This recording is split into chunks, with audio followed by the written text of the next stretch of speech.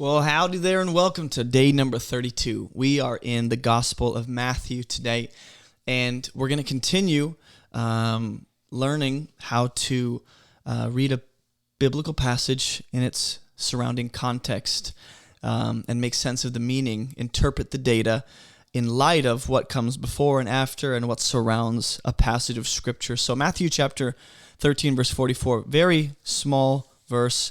It says, "The kingdom of heaven is like treasure that was hidden in a field." I'm going to highlight those three things because I think that's these are key descriptors of what this section of Scripture is about. It's about the kingdom of heaven. It's a parable. It's about hidden treasure in a field which a man found and he covered up. And in his joy he goes and he sells all that he has. And you know what he does? He buys that field after selling what he has.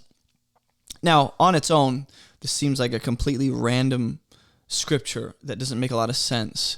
But when you plug it into its surrounding context and make sense of what's around it, it starts to begin, starts to take shape. It's not starts to begin. That doesn't make sense. And so what you'll see is right after this, Jesus will say, again, the kingdom of heaven is like. But this time he'll compare the kingdom of heaven to a merchant who's searching for fine pearls, and then he'll go and find a pearl of great value and sell everything he has to buy it. And then after that, it's the parable of the kingdom. The kingdom of heaven is like. Let me just show you. Actually, the kingdom of heaven is like a net thrown into the sea, and it gathers good and bad, and eventually the angels come and separate the evil from the righteous. And those are the two, parables that come after this parable of the hidden treasure. So, how does this passage relate to those two things? Well, I would say that just like the other two are parables about the kingdom, describing to us certain aspects of the kingdom, this one is somehow going to relate to that. But in this specific parable, the kingdom of heaven is something that's hidden. It's very valuable, just like the parable of the pearl of great price. And it's worth selling all that you have to buy. This rich man or this man goes and sells everything he has to buy this invaluable, priceless treasure, which is compared to the kingdom of heaven.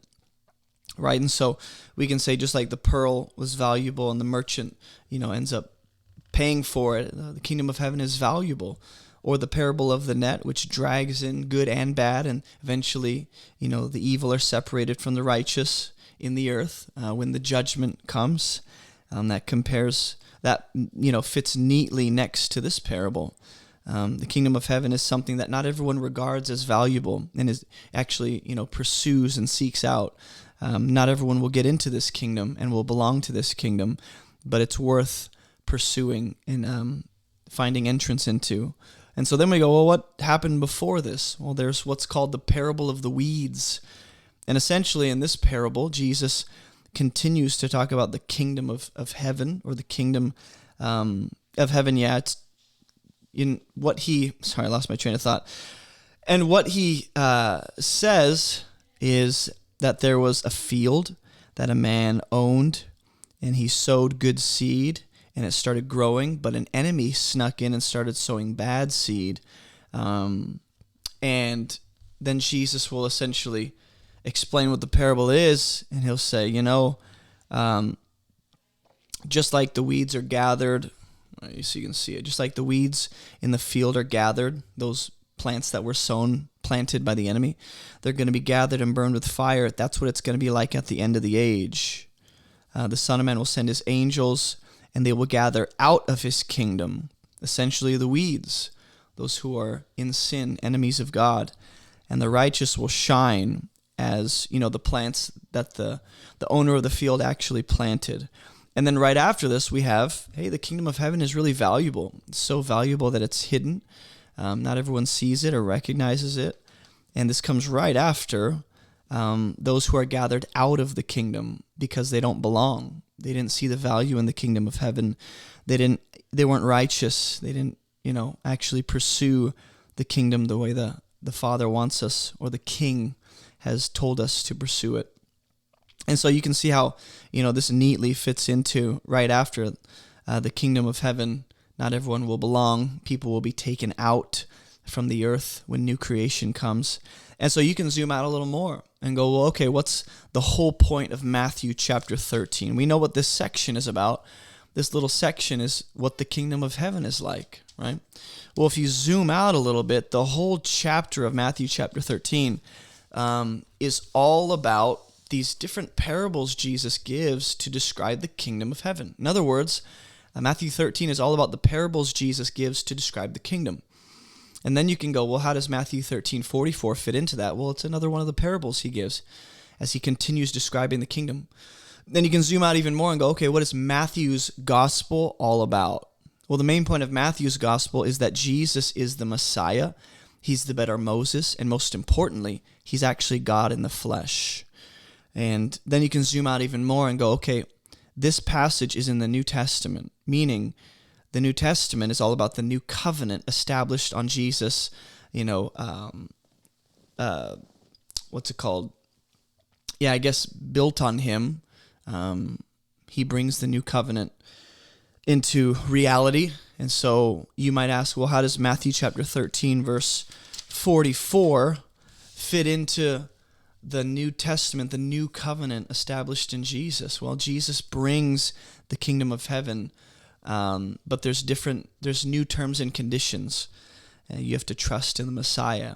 And then you can zoom out one more time and go, okay, that's the New Testament. How does this fit into the whole story of the Bible? Well, the whole story of the Bible is God's story of redemption centered around Jesus, who brings this kingdom, right?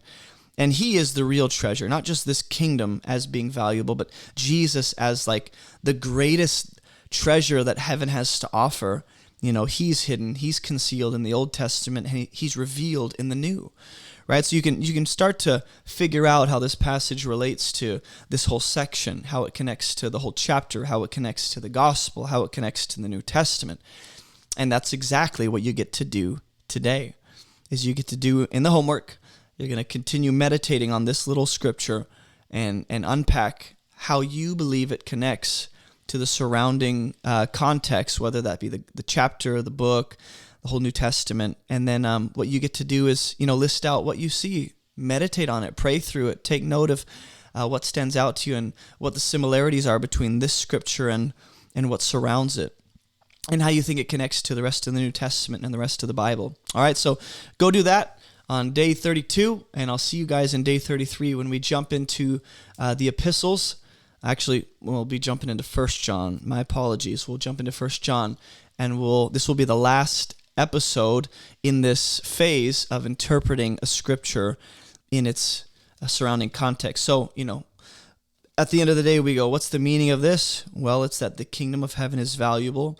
It's hidden. Not everyone will think it's valuable and pursue it, but it's really treasure, and it's worth giving up all that you have to go after.